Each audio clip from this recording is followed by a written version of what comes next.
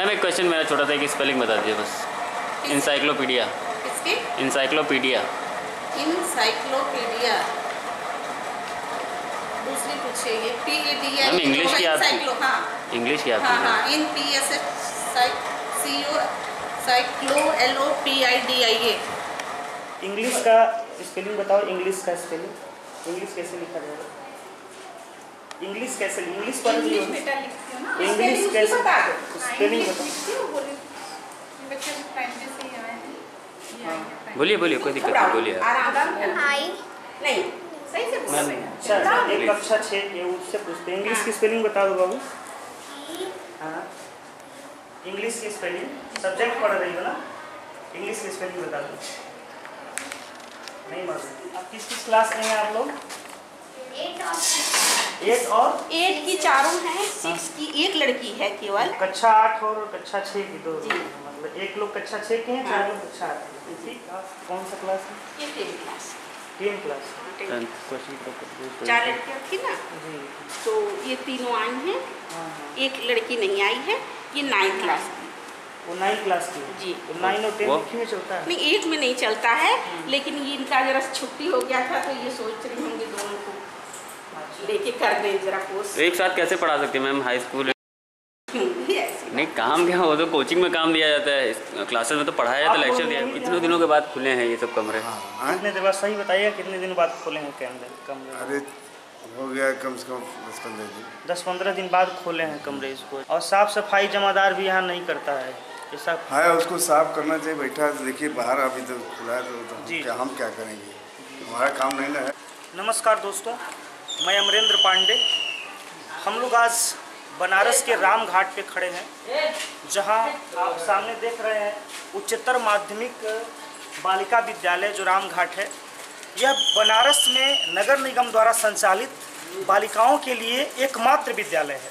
और आज हम इसकी वास्तु स्थिति जानने के लिए अंदर गए, तो हमने देखा कि यहाँ पे शिक्षिकाएँ 7 हैं, शिक्षक हैं पढ़ाने वाले, लेकिन जो छात्राओं की संख्या है मात्र 20 है, और उसमें भी केवल 10 छात्राएं उपस्थित मिली। और उसमें भी जो कक्षा 6 और 8, 9 और 10 ऐसी कक्षाओं को कंबाइंड करके पढ़ाया जा रहा है। हमने छात्राएं जो यहाँ पढ़ रही हैं, शिक्षा का स्तर को जानने के लिए हमने छात्राओं से, जैसे इंग्लिश की जो क्लास ले रही थी मैडम, उन छात्राओं से मैंने केवल इंग्लिश की स्पेलिंग पूछी, वो नहीं बता पाई। जो नागरिक या सामाजिक विज्ञान पढ़ रही थी छात्राएं, उनसे मैंने केवल मूल अधिकार, संविधान के मूल कर्तव्य पूछे, नहीं बता पाई। तो प्रधानमंत्री नरेंद्र मोदी का संसदीय क्षेत्र यह बनारस है, और प्रधानमंत्री जी जैसा कि लगातार बेटी बचाओ बेटी पढ़ाओ को लेकर के बात करते हैं कि बेटियों को पढ़ाना चाहिए, बढ़ाना चाहिए। और ऐसा नहीं है कि बनारस में लड़कियों की संख्या कम है, बनारस में एकमात्र विद्यालय है बालिकाओं का। और बनारस में कई ऐसे गरीब तबके की लड़कियां हैं, बच्चियां हैं, जिनको पढ़ाने की ज़रूरत है, जो पढ़ नहीं पाती पैसे की वजह से, वो यहाँ पहुँच सकती हैं, लेकिन क्यों नहीं पहुँच रही हैं, इसके पीछे क्या दिक्कत है? शिक्षा के स्तर की गड़बड़ी है, अव्यवस्था है, नगर निगम की खामी है। ये जो है प्रधानमंत्री के संसदीय क्षेत्र में जो अधिकारी हैं, संबंधित बेसिक शिक्षा अधिकारी हैं, उनको जाननी चाहिए, क्योंकि एकमात्र बालिका विद्यालय यहाँ पर है, और यहाँ पे शिक्षा की स्तर यह है, बच्चियों का स्तर यह है। दूसरी बात, जो यहाँ पे बनारस में स्वयंसेवी संस्थाएं हैं, जो पार्टीगत जो योजनाएं होती हैं उनको लेकर लगातार प्रचार प्रसार करती हैं, लेकिन यहाँ वो संस्थाएं कहाँ हैं? अगर शहर में जाके लोगों को जागरूक किया जाए, यहाँ की शिक्षिकाएं, यहाँ की प्रिंसिपल लोगों को जागरूक करें, बच्चियाँ यहाँ पढ़ने आएँ, शिक्षा का स्तर बेहतर हो, तो यहाँ पे व्यवस्था बनेगी, बच्चियाँ पढ़ेंगी, बढ़ेंगी। लेकिन यहाँ जो हम लोग वास्तु स्थिति आपको दिखाए हैं, आपको देख के पता चलेगा कि यहाँ पे क्या स्थिति है। यहाँ पे न शिक्षा का स्तर है, न यहाँ पे बच्चियों की संख्या है, न उपस्थिति है। शिक्षक अगर 8 हैं तो बच्चियाँ 20 की संख्या में, वो भी 10 हैं। तो ऐसे क्या कहा जाएगा, कैसे बेटियां पढ़ेंगी और कैसे बढ़ेंगी, वो भी प्रधानमंत्री के संसदीय क्षेत्र में। हमारे साथ विद्यालय की प्रधानाचार्य, क्या नाम है आपका? श्रीमती ललिता कुमारी। ललिता कुमारी जी हैं, हम उनसे कुछ इसके बारे में जानकारी लेंगे। मैम, ये विद्यालय कब से संचालित है? विद्यालय 1925 से संचालित है जी, और हाई स्कूल की मान्यता 65 से, 1965 से। जी जी। पहले तो विद्यालय में छात्राओं की संख्या अच्छी थी, लेकिन दिन पे दिन कम होती है। तो आपके यहाँ अभी बच्चियों की संख्या एक्चुअल कितनी है? मेरी बस बहुत घट गई है, 20 बच्चे लगभग। 20 बच्चे हैं। और शिक्षिकाएं और शिक्षक कितने हैं आपके? मेरे यहाँ 6 टीचर हैं। और 6 से 6 आपको मतलब हम एक साथ हम 7 लोग हैं। और छात्राएं आपके यहाँ 20 हैं। कम होने का कारण कि 6 से 10 है, तो प्राइमरी स्कूल में जो बच्चे हैं वो लड़के लड़कियां दोनों पढ़ते हैं। तो वहाँ अगर एक क्लास में 10 बच्चे हैं तो 6-7 लड़के हैं और 2-3 लड़कियां हैं। तो हमको 6 में 2-3 लड़कियां केवल मिलती हैं, लड़के दूसरे स्कूल में चले जाते हैं। तो जो प्राइमरी से हमको 2-3 बच्चे मिलते हैं, लड़कियां मिलती हैं, वही हमको मिल पाते हैं। कितने वर्षों से ये स्थिति है इस दिन विद्यालय पर दिन? नहीं, कितने सालों से? जैसे 20 की संख्या, 25 की संख्या, 50 की संख्या, ऐसे कितने सालों से? 15-20 साल से लगातार घटती जा रही है, पूरे यूपी बोर्ड में घट रही है। अच्छा, क्या कारण है कि 20 वर्षों से, जैसा कि आप बता रहे हैं कि संख्या लगातार घटती जा रही है और अभी 20 की लड़कियों तक पहुंच गई है छात्राओं की, तो 20 वर्षों से नगर निगम क्या कर रहा था? यहाँ बेसिक शिक्षा अधिकारी जो अधिकारी क्या कर रहे थे? क्योंकि अभी से शुरुआत आपने कह रहे कि हम करेंगे, प्रयास करेंगे, लेकिन 20 सालों से क्या हो रहा था इस बारे में? कुछ तो हुआ नहीं, अभी तक दिख नहीं रहा है। जो घट रही थी संख्या, उनकी तो चिंता का विषय है। नहीं, बहुत चिंता का विषय है। और सबसे बड़ी बात जो भाई निष्पक्ष कहा जा सकता है कि बहुत शर्मिंदगी हम लोगों को फील होती है किसी को कहने में कि इतने कम बच्चे हैं। मैम, 20 बच्चों पे 6 टीचर्स कैसे क्या करते हैं दिन भर? एक कक्षा 6 का अटेंडेंस है। इसमें 2 बच्चियां हैं ना, 2 बच्चियां हैं, प्रीति पाठक और रानी कनौजिया, कक्षा 6 में है। और हम मैम से अनुमति लेके इसको चेक कर रहे हैं कि मैम के सामने चेक कर रहे हैं। और ये जो है क्लास 8 है। इसमें 1 2 3 बच्चियां हैं, 3 बच्चियां हैं। ये 8 है, वो 7 था। 7 था, हाँ। एक क्लास 8 है। इसमें 1 2 3 4 5 6 बच्चियां हैं। और एक क्लास 9 है, क्लास 9 है। इसमें 1 2 3 4 5 6 बच्चियां इसमें भी हैं, 6 बच्चियां इसमें भी हैं, ठीक है।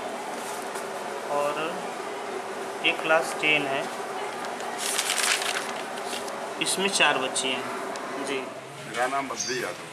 जी, आप यहाँ पे राज मंदिर वार्ड से ही हैं? जी हाँ। आपके वार्ड में रामघाट बालिका विद्यालय है, जो बनारस नगर निगम या पूरे बनारस में जो नगर निगम द्वारा संचालित एकमात्र बालिका विद्यालय है।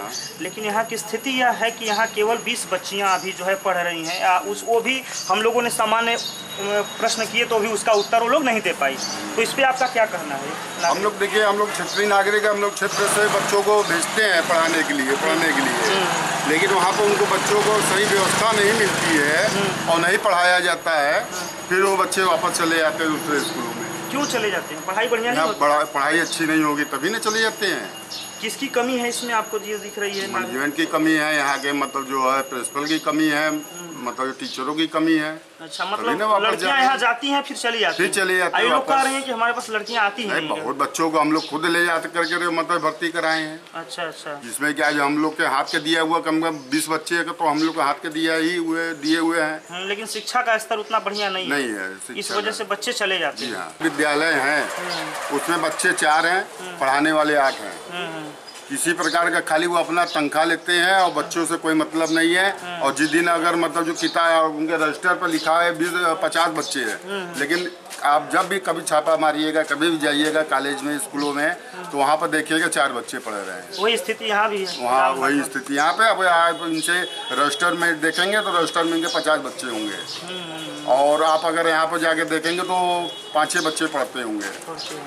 व्यवस्था तो सरकार पूरा कर रही है। अभी देखिए, सरकार पूरा यहाँ पे कुर्सी टेबल सब भेजी है, बच्चों का 1100 रुपये का किताब दी है बच्चों को। बच्चे का न पढ़ाया जाए, नहीं सही ढंग से रखा जाए, तो इसका काम तो मतलब टीचरों का होता है। ये तो काम टीचर न करेंगे। कहीं ना कहीं शिक्षकों में दिक्कत है पढ़ाने जो है। जी हाँ। आप किस क्लास में हैं आप लोग? 8 और 8 की 4 हैं, 6 की एक लड़की है केवल। इसको ऊपर नहीं भेज रहे हैं, बंदरों का जो आतंक है। तो इसको हमने यहाँ बैठा दिया है। कक्षा 8 और कक्षा 6 की 2, मतलब एक लोग कक्षा 6 के हैं, 4 लोग कक्षा 8 के। क्या सब्जेक्ट आप लोग पढ़ रहे हैं? इंग्लिश। आप लोग आप लोग भी इंग्लिश पढ़ रहे हैं। इंग्लिश का स्पेलिंग बताओ, इंग्लिश का स्पेलिंग। इंग्लिश कैसे लिखा जाएगा? इंग्लिश कैसे, इंग्लिश पढ़ रही हो? इंग्लिश कैसे स्पेलिंग बताओ। बोलिए बोलिए, कोई दिक्कत नहीं, बोलिए। नहीं सही से बोल। अच्छा, एक कक्षा 6 के उससे पूछते हैं, इंग्लिश की स्पेलिंग बता दो बाबू।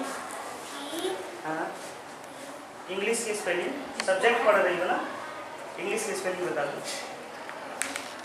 नहीं मालूम? बायोलॉजी का इंग्लिश बता सकते हैं मीनिंग? बायोलॉजी का स्पेलिंग कोई बताए? बायोलॉजी का स्पेलिंग नहीं मालूम है?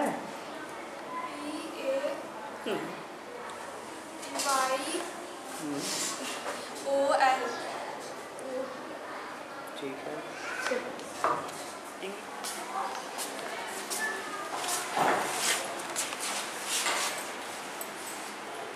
क्लास कौन सा क्लास है? ये 10 क्लास। 10 क्लास।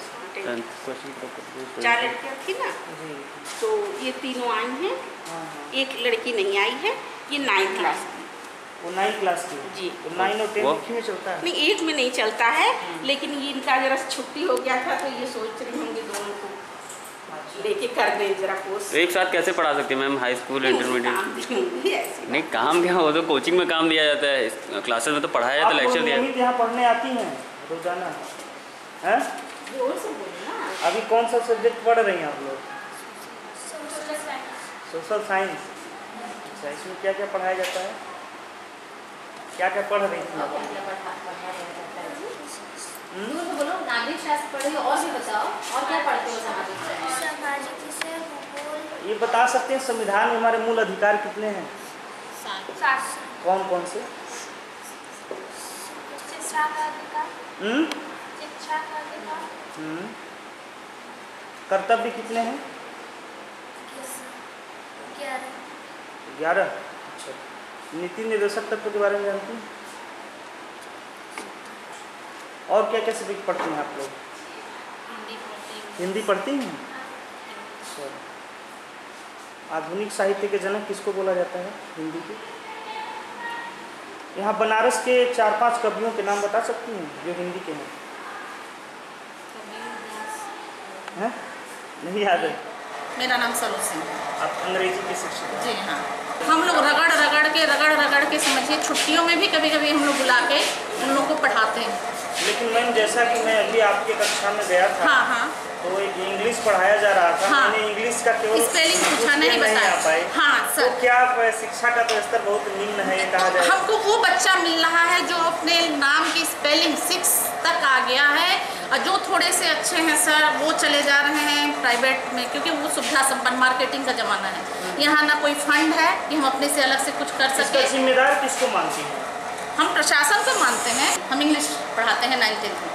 अब हमको अगर बच्चों को पढ़ाना तो क्या करते हैं, हम साथ में बैठाते हैं, सबको एक साथ ग्रामर पढ़ाते हैं, क्योंकि ताकि 8th से भी बच्चा पढ़ना शुरू हो तो कुछ तो रगड़ते कुछ तो ऊपर तक जाए।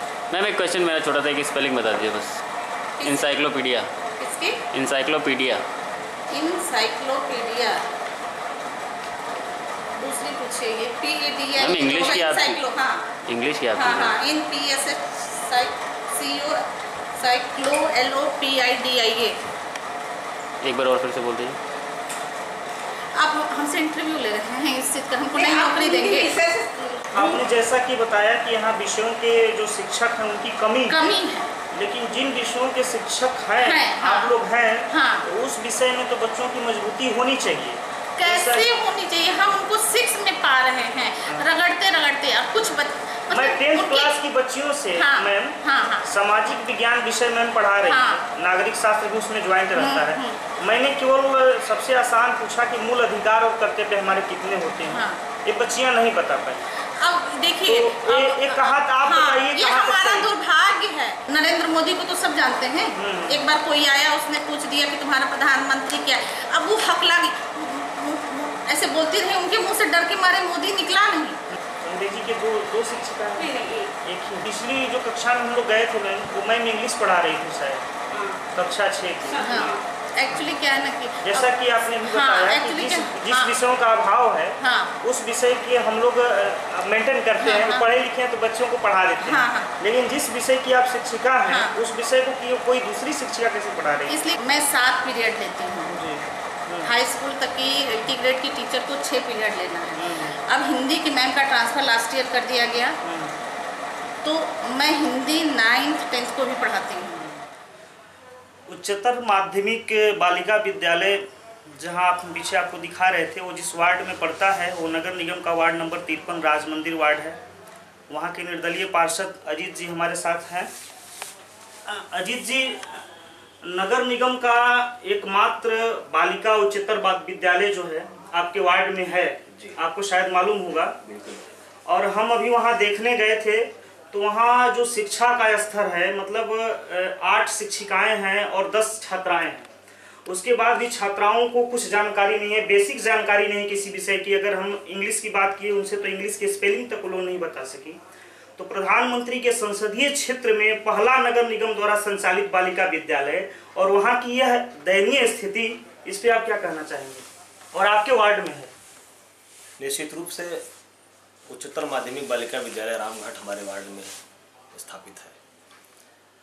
आपने कहा प्रधानमंत्री के संसदीय क्षेत्र में यह विद्यालय है। मैं दूसरे तरीके से अपनी बात को रखना चाहूँगा।